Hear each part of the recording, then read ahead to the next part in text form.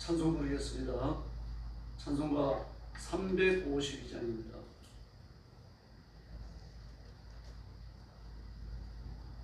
찬송가 352장 부르겠습니다.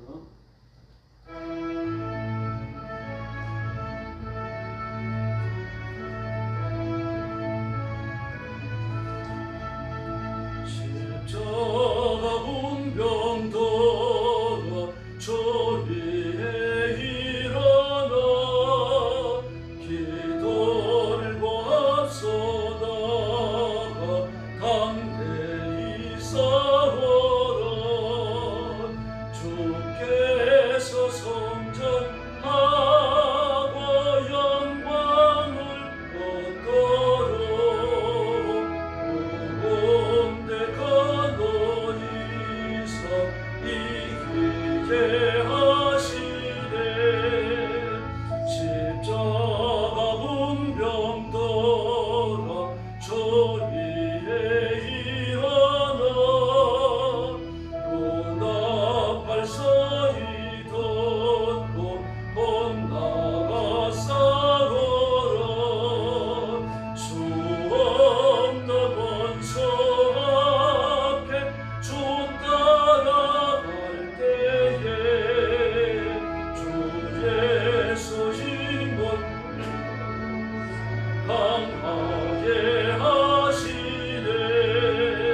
십자가 운병도가 저 위에 일어나 내 힘이 부족하니 주 언능 믿어라. 오건에 갖춘 인권을 기도하면서 너 맡은 자리에서 충성을 다하라. 십자가 운병도가 저 위에 일어나 이날에 작전하고 보태가 부러리. 성전한 군사처럼 영생을 얻으며 영광의 주와 함께 왕노릇 하리라. 아멘. 353장 부르겠습니다.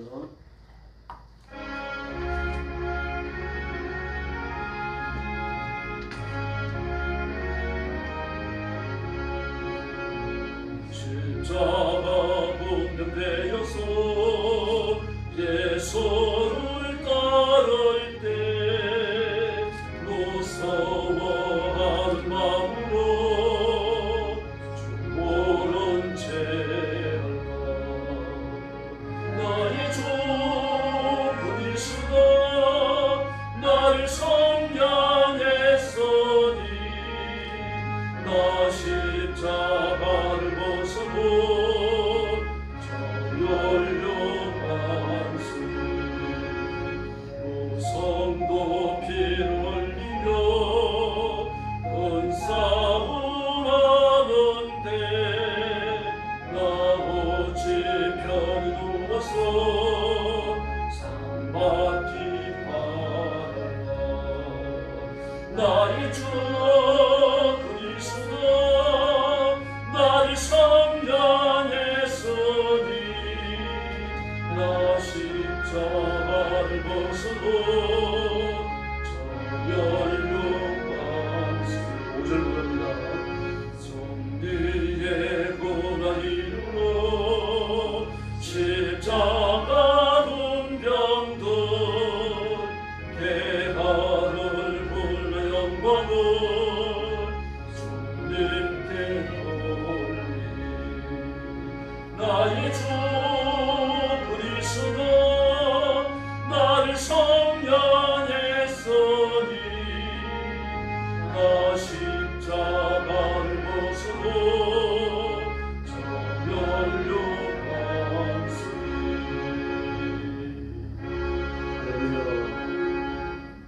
신앙 고백하겠습니다. 나는 전능하신 아버지 하나님 천지의 창조주를 믿습니다. 나는 그의 유일하신 아들 우리 주 예수 그리스도를 믿습니다. 그는 성령으로 잉태되어 동정녀 마리아에게서 나시고 본디오 빌라도에게 고난을 받아 십자가에 못 박혀 죽으시고 장사된 지 사흘 만에 죽은 자 가운데서 다시 살아나셨으며 하늘에 오르시어 전능하신 아버지 하나님 우편에 앉아 계시다가 거기로부터 살아있는 자와 죽은 자를 심판하러 오십니다. 나는 성령을 믿으며 거룩한 공교회와 성도의 교제와 죄를 용서받는 것과 몸의 부활과 영생을 믿습니다. 아멘. 자비로우신 아버지 하나님 감사합니다. 오늘 아침도 저희들을 주 앞으로 불러주시고 엎드려 경배하며 하나님 앞에 찬양드리게 하시니 감사합니다. 이 시간 주의 성령께서 능력과 권능으로 임하여 저와 성도들을 사로잡으시고 그 간절한 간구와 예배가 하나님 전에 성가되며 하늘 문을 여시고 하나님의 복을 주시며 하나님의 뜻을 깨닫게 하시며 하나님의 의지를 선포하는 충성된 일꾼이 되게 하여 주시옵소서. 믿음의 부요함과 성령의 권능을 베풀어 주시고 땅에 속한 자가 아니라 영에 속한 자, 하나님의 권능으로 세상을 사는 자, 성령의 권능으로 마귀의 권세를 깨뜨리는 자로 인생을 살아가게 하여 주시옵소서. 자비하신 하나님 아버지, 오늘도 땅 끝까지 이르러 복음 전하는 선교사님들, 주의 종들 사랑하는 성도들을 기억해 주시고 눈동자처럼 지키시며 선교의 현장마다 하나님의 기적을 허락해 주시옵소서. 오늘 아침도 말씀을 나눌 때 큰 은혜 주시기 원하오며 예수님의 이름으로 간절히 기도 올리옵나이다. 아멘. 하나님 말씀 봉독하겠습니다. 사도행전 28장입니다.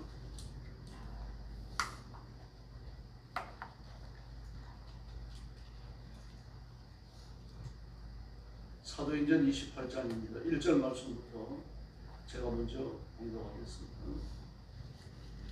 우리가 구조된 후에 안적 그 성은 벨리데라 하더라. 비가 오고 날이 참에 원주민들이 우리에게 특별한 동정을 하여 불을 피워 우리를 다 영접하더라.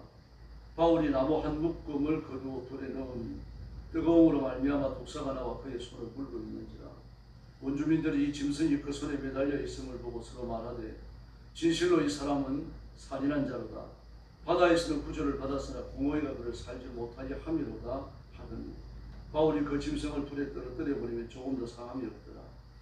그들은 그가 붙든지 혹은 갑자기 쓰러져 죽은 줄로 기다렸다가 오래 기다려도 그에게 아무 이상이 없음을 보고 돌이켜 생각하여 말하되 그는 신이라 하더라. 이 섬에서 가장 높은 사람 보글리오라 하느니가 그 근처에 터지가 있는지라 그가 우리를 영접하여 사흘이나 친절히 머물게 하더니 보글리오의 부친이 열병과 이질에 걸려 누워있거늘 바울이 들어가 기도하고 그에게 안수하여 낫게 하매 이러므로 성 가운데 다른 병든 사람들이 와서 고침을 받고 후한 예로 우리를 대접하고 떠날 때에 우리의 쓸 것을 배에 실었더라. 석 달에 우리가 그 섬에서 겨울을 난 알렉산드리아 배를 타고 떠나니 그 배의 머리 장승은 디오스구르라. 수라구시에서 대고 사흘을 있다가 거기에서 돌로 가서 레기온에 이르러 하루를 지낸 후 남풍이 일어나므로 이튿날 보다 오래 이르러 거기서 형제들을 만나 그들의 청함을 받아 이래를 함께 머무니라. 그래서 우리는 이와 같이 로마로 가니라. 그곳 형제들이 우리 소식을 듣고 아비오 광장과 드레이스 타베르네까지 맞이하러 오니 바울이 그들을 보고 하나님께 감사하고 담대한 마음을 얻으니라. 우리가 로마에 들어가니 바울에게는 자기를 지키는 한 군인과 함께 따로 있게 허락하더라. 사흘 후에 바울이 유대인인 중 높은 사람들을 청하여 그들이 모인 후에 이르러 여러분 형제들아 내가 이스라엘 백성이나 우리 조상의 관습을 배척한 일이 없는데 예루살렘에서 로마인의 손의 제수로 내준 바 되었으니 로마인은 나를 신문하여 죽일 제목이 없으므로 석방하라 하였으나 유대인들이 반대하기로 내가 마지 못하여 가이사의 상수함이요 내 민족을 고발하는 것이 아니니라. 이러므로 너희를 보고 함께 이야기하려고 청하였으니 이스라엘의 소망으로 말미암아 내가 이 세슬에 메인 바 되었노라. 그들이 이르되 우리가 유대에서 내게 대한 편지도 받은 일이 없고 또 형제 중 누가 와서 내게 대하여 좋지 못한 것을 전하든지 이야기한 일도 없느니라. 이에 우리가 너의 사상을 어떠한가 듣고자 하니 이 파에 대하여는 어디서든지 반대를 받는 줄 알기 때문이라 하더라. 그들이 날짜를 정하고 그가 유숙하는 집에 많이 오니 바울이 아침부터 저녁까지 강론하여 하나님의 나라를 증언하고 모세의 율법과 선지자의 말을 가지고 예수에 대하여 권하더라. 그 말을 믿는 사람도 믿고 믿지 아니하는 사람도 있어 서로 맞지 아니하여 흩어질 때에 바울이 한 말로 이르되 성령이 선지자 이사야를 통하여 너희 조상들에게 말씀하신 것이 옳도다. 일렀으되 이 백성에게 가서 말하기를 너희가 듣기는 들어도 도무지 깨닫지 못하여 보기는 보아도 도무지 알지 못하는도다. 이 백성들의 마음이 우둔하여져서 그 귀로 둔하게 듣고 그 눈은 감았으니 이는 눈으로 보고 귀로 듣고 마음으로 깨달아 돌아오면 내가 고쳐줄까 함이라 하였으니 그런즉 하나님의 이 구원의 이방인에게로 보내어진 줄 알라. 그들은 그것을 들으리라 하더라. 바울이 이때를 자기 셋집에 머물면서 자기에게 오는 사람을 다 영접하였고 31절 같이 봅니다. 하나님의 나라를 전파하며 주 예수 그리스도에 관한 모든 것을 담대하게 거침없이 가르치자. 아멘. 바울의 마지막 행적에 대해서 기록하고 있습니다. 그가 주 예수께 받은 사명을 위해서 자기 생명을 조금 더 귀한 것으로 여기지 않는다라고 고백했죠. 이제 그 고백을 따라 지금 인생을 살아가고 있는 겁니다. 사역을 하는 것이고. 배가 이제 유럽으로 태풍을 만나가지고 겨우 파선을 면하고 사람들이 살아서 멜린의 섬에 도착을 합니다. 그런데 그 섬의 원주민들이 배가 깨져가지고 올라온 사람들이 숫자가 적지 않아요. 270명이나 됐습니다. 근데 그 많은 사람을 다 영접합니다. 영접하고 그들을 위해서 불을 피웠습니다. 일단 추우니까 따뜻해야 하니까요. 그런데 이제 그 불 곁에 앉아있던 바울이 묶어져 있는 나무 묶음을 불 위에 던지니까 그 속에 뱀이 들어있다가 나와가지고 바울을 물어버렸어요. 그때가 독사입니다. 31절에 보니까 독사가 나와가지고 그 원주민들 보고 다 놀라는 거예요. 이야, 저 사람은 진짜 살인자구나. 어떻게 바다에서는 구조받았지만 결국 공회가 그를 살지 못하게 하는 거예요. 그리고 이제 바울이 쓰러져 죽기를 기다리고 있는 거죠. 근데 아무리 기다려도 안 죽어요. 그때 그들이 말을 바꿉니다. 아, 저는 사람이 아니라 신이구나. 근데 이제 그 가까운 곳에 멜리데 섬을 다스리는 그 피고 높은 사람이 거기 있었습니다. 그 개혁 성경에 보면은 추장이라고 되어져 있죠. 그 섬에서 멜리데 섬을 주관하는 사람이 그 추장이라고 말할 수 있는 거죠. 어쨌든 그들 프레지던트. 그 사람이 집이 거의 가까웠어요. 온 섬을 관할하고 있는 추장이니까 자기 몫으로 가장 좋은 땅을 떼어나가지고 경작도 하고 그러고 있지 않겠습니까? 그게 초대를 하는 겁니다. 그 270명 전부를 초대한 건 아닙니다. 선장과 선주 바울과 또 바울의 일행들을 어쨌든 여러 명을 그 초대를 했죠.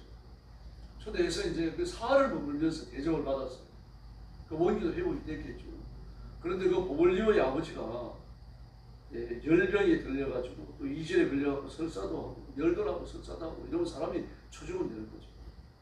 근데 기도하니까 깨끗이 나은 줄로 믿습니다. 그러니까 바울이 병을 고친다는 소문을 들으니까 그 섬에 살고 있는 원주민들이 병든 사람이 다 나온 겁니다. 9절 말씀에 보니까 고침을 받고 그랬습니다. 근데 고침을 받았어요. 그래서 아주 후한 예로서 그들이 대접을 받습니다. 그리고 석 달이 지난 다음에 이 석 달이라고 하는 건 이제 겨울이 지난 걸 말합니다. 우기가 끝난 거죠. 우기가 되어지면 바다도 사납고 그러니까 바람도 많이 불고 그랬습니다.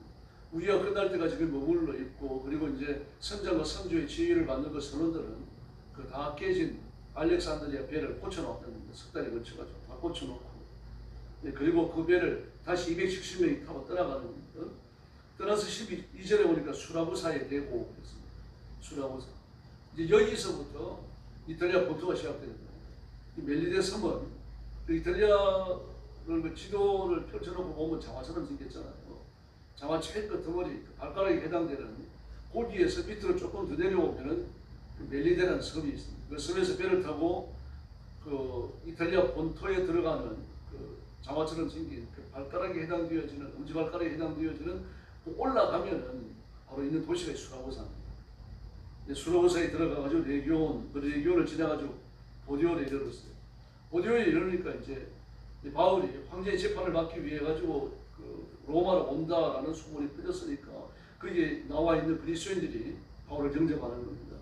영접해가지고 로마로 이래를 머물다가 다시 출발을 했습니다. 그리고 이제 거기 한참 올라가야 됩니다. 한참 올라가면은 아피오 광장이라고 하는데 아피오가 도시 이름입니다. 아피오에 있는 도시, 여기까지 오면 로마에 거의 다 온 겁니다. 아피오와 로마의 간격은 한 70km 정도밖에 안 되거든요. 그 아피오 광장에 트레이스 타베르네라고 하는 게 있었습니다. 트레이스라는 말은 영어로 뜰이라는 얘기입니다. 완투 뜰이라는 뜻이. 그리고 타베르네는 여관을 말합니다. 펜션보다 여관, 모텔을 말하는데 그 여관 세 채가 있었다는 얘기예요. 그러므로 도시가 작은 도시가 아니죠. 아피오라는 도시가 큰 도시예요. 여행객이 많았다는 이야기입니다. 우리 어릴 때만 하더라도 시골에 여관 없는데 수도 없이 많았잖아요. 여관 있는 데라 그러면 사람이 좀 몰려 사는 데예요. 그래도 그 동네 다운타운 좀 돼야 여관이 있는 거죠. 다운타운도 번화가가 형성되지 않으면 여관 같은 건 없었습니다. 근데 이게 여관이 세 채나 몰려 있었고 한 사람이 우리에게 틀림없는 거죠. 그래서 트레이서 타베르네라고 하는 말을 하는 겁니다. 세 채의 여관을 한 사람이 운영하고 있었어요. 여기까지 온 겁니다. 근데 여기까지 오니까 누가 옵니까? 로마의 그리스도인들이 거기까지 내려왔어요. 70km를 걸어가고 내려온 겁니다. 또는 탈 것을 타고 내려온 사람도 있겠죠. 그 바울을 만나보고는 15절 하반절에 보니까 하나님께 감사하고 했습니다. 바울이 무사하니까. 바울 사도에 대한 소문만 들었거든요. 바울이 로마에 가는 건 이번 처음이에요. 다른 지역은 두 번, 세 번 갔습니다. 세 번씩 간 데도 있죠. 근데 로마는 처음입니다. 그러므로 바울에 대한 소문이 많이 퍼져서 그걸 듣고 알고 있었어요. 더구나 바울이 어디까지 갑니까? 아테네까지 갑니다. 고린도에서 배 타고 해역을 건너가면 아테네인데 아테네까지 가시만 로마에 간 기록은 없습니다. 아테네에 갔다가 다시 돌아오는 거죠. 그러나 이 고린도에서 배 타고 건너간 것은 아니고요. 로마냐 아시아, 그 소아시아 지역을 쭉 돌아가지고 그리고 아테네까지 내려갔던 겁니다. 그러면 아테네까지 갔으니까 거기에서 예수 믿는 사람과 바울에 대한 소문이 로마에 전파될 수밖에 없는 거죠. 그들이 바울에 대한 소문을 듣고 온 겁니다. 그리고 16절에 보니까 로마에 도달했습니다.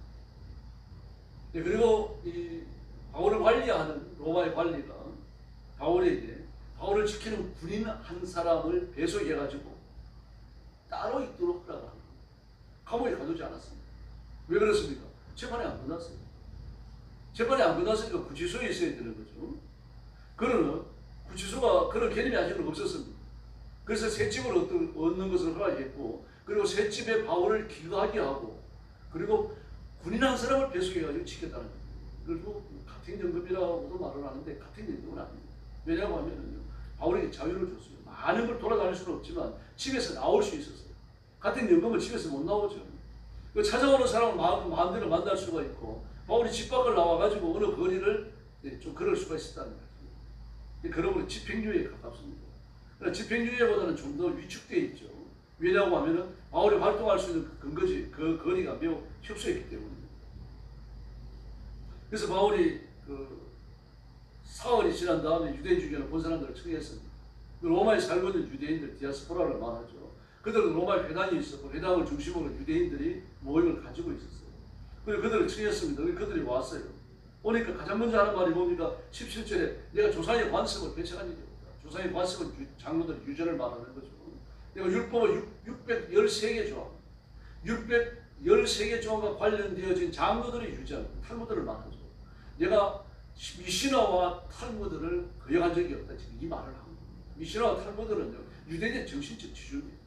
근데 구약 텍스트는 몰라도 이 미시나에 기록되어진 613가지의 계명 조항과 그리고 그것과 관련되어져 있는 탈무드의 가르침은요, 5살 때부터 배우고 익히 알고 있는 거죠. 다 외우지 못하더라도요, 그 정신을 알고 있어요. 근데 내가 그걸 배척한 적이 없다. 그런데 이스라엘 백성들이, 이스라엘 백성이라고 그러죠. 형제들아, 내가 이스라엘 백성이나 우리 조상들 배척을 한 일이 없는데 예루살렘에서 우리 나를 갖다가 이 로마인들이 손에 쥐어서 놓여줘. 근데 로마인들이 그 나를 데려다가 벨릭스도 재판을 하고 베수도 재판을 하고 내가 아그리빠의 재판까지 3번이나 재판을 받았는데 그 누구도 나를 죄인으로 규정할 수 있는 죄를 발견하지 못했다. 난 그런 죄를 안 지어. 근데 내가 죄가 있다라고 자꾸 몰아세우고 나를 죽이라고 말하니까 나는 내 생명을 보존하기 위해 가지고 황제의 재판을 청구할 수밖에 없었다. 그래서 로마까지 오고 이렇게 이야기했어요. 그러자 이제 마지막으로 방침을 짓는 겁니다. 내가 이렇게 유대인들에게 의해 가지고 고난을 당하는 이유는 하나밖에 없다. 이스라엘의 소망에 관해서 말한다. 이스라엘의 소망 메시아 아닙니까? 메시아가 이 땅에 왔고 이 땅에 오신 메시아이신 예수님에 대해 갖고 내가 온 힘을 다해 가지고 생명을 걸고 지금까지 예수님에 대해서 전해온 건 사실입니다. 근데 그것 때문에 여기 온 거예요. 그랬더니 뜻밖에도 로마의 그 유대인 지도자들이 뭐라고 말합니까? 너에 대하여 온 공문이었다. 사내들인 공회가 너에 대해 갖고 이렇다 저렇다 판단을 공식적으로 내린 것입니다. 그 법적으로도 이 사람들이 대해 가지고 바울에 대해 가지고 그 가타부타 말할 수 있는 근거가 없다는 거예요. 그리고 또 뭐라고 말합니까? 그 기독교인 이미 그 유대교인으로 있다가 기독교로 개종한 형제들 중에도 와가지고 나에 대하여 너를 변호하는 말을 한 사람이 없었다. 그러면 우리는 공정하게 너를 볼 수 있다는 얘기죠. 그래서 그 21절에 나오는 유대에서 이 말은 사내들의 공예를 말하는 것이고요. 그 다음에 나오는 형제 중 이 말은 기독교인을 말하는 겁니다.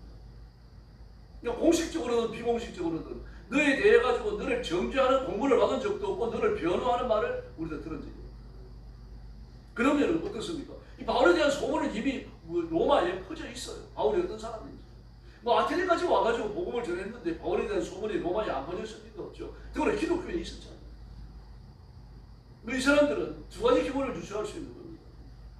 로마에 있는 기독교인들은 세 가지 기본을 주체할 수 있는데 그 예수님이 죽으시던 그 주간의 유월절을 지키기 위해 가지고 로마에 왔다가 그리고 로마에서 왔다가 여기까지 왔다가 그리고 그 맥주일까지를 지키고 성령 충만하여서 방언으로 온전한 소리를 듣고서 회심했던 사람들 그들이 돌아가서 기독교인으로 예수 믿었다고 볼 수 있는 거죠. 그 다음에는요. 스데반 박해 때문에 스데반을 잡아 죽이는 이 큰 박해로 인해 가지고 기독교인들에 대한 박해가 조직적으로 임하니까 살아남기 위해 가지고 로마로 도망간 사람들. 이 로마에 유대인들이 있으니까요. 그들 중 기독교인들이 있다는 소문도 또 들었을 겁니다. 그 다음에 그들에 의해 가지고 감화된 기독교인들이 분명히 있어요. 수는 많지 않았어요. 그러므로 바울에 대한 것을 들을 수밖에 없는 거죠. 알 수밖에 없는 거죠.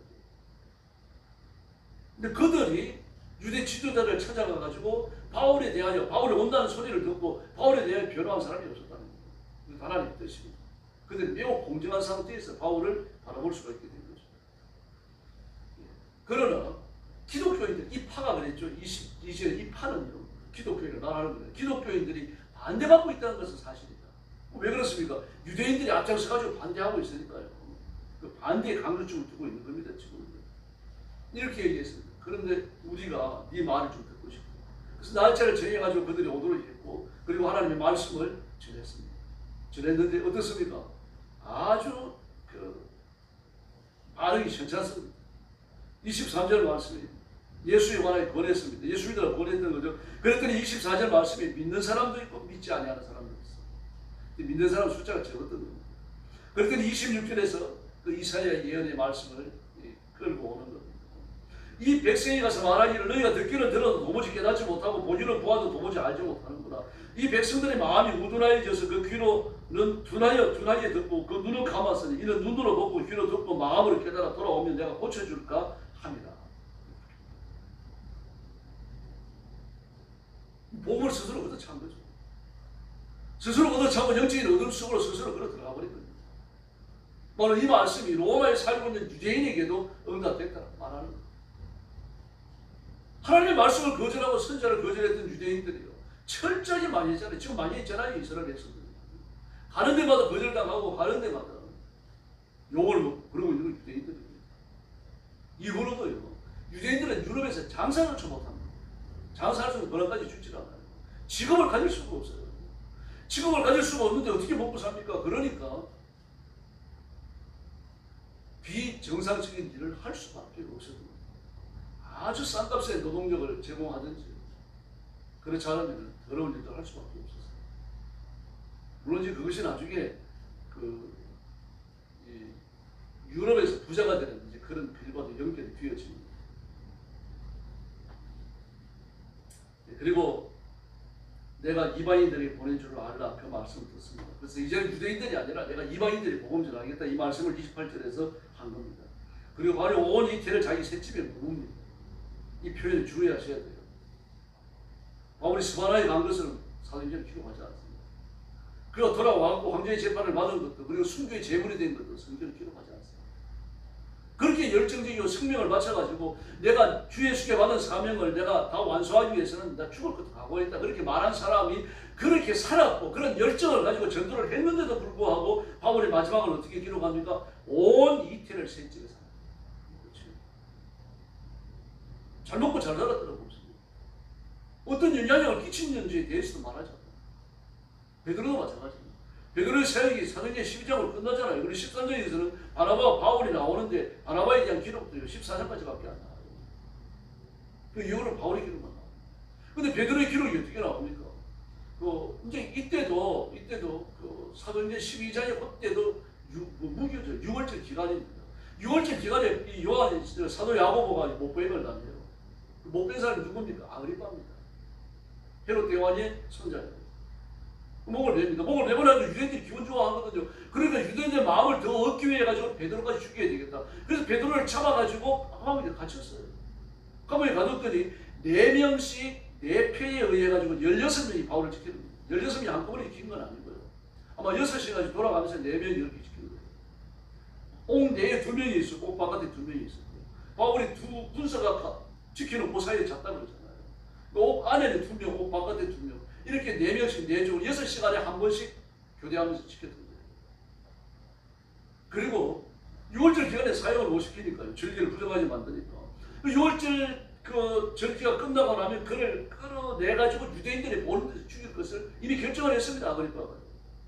결정을 했는데 베드로를 꺼내갖고 죽이려고 하는 그 전날입니다. 그 전날. 그러니까 몇 시간 전이죠. 베드로가 죽기 몇 시간 전입니다. 그 밤에 천사가 찾아와가지고 기적적으로 살아나고 그리고 이 마가 요한이 그 예루살렘 교회로 찾아가지 않습니까? 마가 요한의 그 다락방에 다시 모였어요. 모여서 바울을 위해 베드로를 위해서 뜨겁게 기도하는 기도의 현장을 찾아갔습니다. 찾아가서 이제 그 여러 가지 우여곡절을 거치고 그리고 기도에 하는 현장에 들어갔죠. 현장에 들어가서 베드로가 마지막으로 전하는 메시지가 뭡니까? 하나님께서 지난 밤에 얼마나 강하게 역사하셨는지를 보여줍니다. 천사가 나타나서 나를 쳐서 깨우고 그리고 신을 씻게 신으라고 명령을 하고 기적으로 감옥문을 열고 그리고 바깥까지 나를 인도해 냈다. 이 사실을 전했어. 그 말을 왜 합니까? 하나님께서 이렇게 강하게 역사하십니다. 지금 이 능력을 믿고 이 하나님을 믿고 끝까지 복음 전하는 부탁입니다. 그리고 나서 이 베드로에 대한 마지막 기록이 뭡니까? 다른 데로 가냐? 다른 데로 떠나가니라고 되어 있어요. 사도행전 12장 17절에 이 베드로의 마지막이 그밖에 없습니다. 여러분. 생명을 걸고 죽음을 무릅쓰고 순교를 갖고 복음을 전했습니다. 내로 마켓에 생명까지 내놓고 나중에 순교 당하잖아요. 이 로마까지 가가지고요. 베드로는 십자가에 거꾸로 못 박혀가지고. 그런데도 불구하고요. 이 성경에 나오는 베드로의 마지막 기록이요. 떠나가니라고. 다른 데로 떠나가. 바울에 대해서도 마찬가지입니다. 그 땅끝까지 갔고 스바냐에 가서 복음을 전했고 그런데 거기에서 어떤 역사가 일어났는지 황제의 재판을 받기 위해 가지고 다시 와가지고 그리고 순교하는데 그 기록도 남아있죠. 온 이태를 자기 셋집에 아니라 기쁘지. 기억하셔야 됩니다. 성경의 주인, 선교의 주인, 모든 역사의 주인은 예수님이신 줄로 믿습니다. 바울이 아니면 베드로가 아닙니다. 그들에게 주목하지 말라는 얘기예요. 그럼 베드로와 바울은 누굽니까? 하나님이 쓰신 종들이에요. 하나님이 쓰신 많은 종들 중에 한 사람입니다. 그럼 그들의 기사가 왜 성경에 기록됩니까? 하나님의 종들을 위해서 예수님의 종들을 통해서 어떤 일을 하셨는지를 보여주시려고 하는 겁니다. 지금도 마찬가지입니다. 하나님의 목적은 누굽니까? 여러분입니다. 전부 여러분입니다. 하나님의 백성들을 구하라고 그들을 쓰신 거죠. 하나님의 백성들을 양육하라고 그들을 쓰신 거죠. 하나님의 자녀들을 교회에 모아놓고 양육하라고 하나님의 목사들을 또 보내신 겁니다. 하나님이 큰 사랑을 기억하셔야 됩니다. 그러므로 하나님의 목적은 하나님의 교회며 하나님의 자녀입니다. 나라가 흥하는 것도 나라가 망하는 것도 하나님께서 유일한 목적을 두신다면 그 땅에 살고 있는 하나님의 사람들입니다. 하나님의 사람을 사랑하시기 때문에, 하나님의 백성을 사랑하시기 때문에 때로는 회초리를 들어 때리시기도 하는 거예요. 또 말로 다 할 수 있는 복을 주시기도 하는 겁니다. 오늘 새벽도 온 우주의 축구를 한 손에 쥐고 계시는 예수님을 바라보시기 바랍니다. 그 예수님의 이름을 의지하시고 예수님의 이름을 부르시고 그 예수님 앞에 마음껏 부르시고 기도하고 하나님의 세임을 얻는 귀한 새벽이 되기를 예수님의 이름으로 축원합니다. 기도하겠습니다. 자비로우신 아버지 하나님 감사합니다. 오늘 아침도 저희들을 불러주시고 하나님 앞에 경배하게 하시니 감사합니다. 이 주신 말씀처럼 하나님의 구원을 믿습니다. 하나님의 큰 역사를 믿습니다. 하나님의 자기 백성을 살아가시며 교회를 살아가시며 하나님의 나라를 위해서 하나님의 큰 역사를 이루어 가심을 믿습니다. 오늘 새벽도 저와 성도들을 부르셨사오니 부르심의 목적을 이루시고 하나님의 은혜, 하나님의 능력, 하나님의 권능, 성령의 은사를 한없이 부어주시기를 간절히 원합니다. 약한 이들을 강건하게 하시고 부족한 이들을 충만하게 하시며 하나님의 온갖 부여하심으로 채우셔서 이 시대에 하나님의 큰 일을 감당하는 종으로 사용해 주시옵소서. 바울이 쓰임을 받고 베드로가 쓰임을 받은 것처럼 저와 성도들을 써주시기를 원합니다. 이 시대에 하나님의 구원을 허락해 주시기를 간절히 원하고 기도합니다. 한국 땅에 살고 있는 천만 그리스도인들 그 눈물과 기도를 들으시고 하나님께서 부르시고 한숨을 기억해 주시고 이 민족 앞에 살 길을 열어주시기를 간절히 원합니다. 공산주의를 하고자 하면서 하나님의 통치에 반항하는 모든 사람들의 계획과 수단이 무너지게 하시고 하나님의 거룩한 능력과 권능과 구원의 큰 역사가 이 민족 위에 이 백성들 위에 나타나게 하여 주시옵소서. 오늘 새벽도 기도하러 왔습니다. 마음껏 기도하고 하나님의 능력과 하나님의 권능과 하나님의 은혜를 체험하고 하나님의 권세를 무장하는 복된 새벽이 되게 하여 주시옵소서. 예수님의 이름으로 간절히 기도 올리옵나이다. 아멘. 주기도 드리겠습니다. 하늘에 계신 우리 아버지, 아버지의 이름을 거룩하게 하시며 아버지의 나라가 오게 하시며 아버지의 뜻이 하늘에서와 같이 땅에서도 이루어지게 하소서. 오늘 우리에게 일용할 양식을 주시고 우리가 우리에게 잘못한 사람을 용서하여 준 것 같이 우리 죄를 용서하여 주시고 우리를 시험에 빠지지 않게 하시고 악에서 구하소서. 나라와 권능과 영광이 영원히 아버지의 뜻입니다. 아멘. 합심 기도하겠습니다. 자비하신 아버지 하나님 감사합니다. 오늘 주무시는 감사합니다. 사랑하는 성도들 만져주시고 하늘의 세임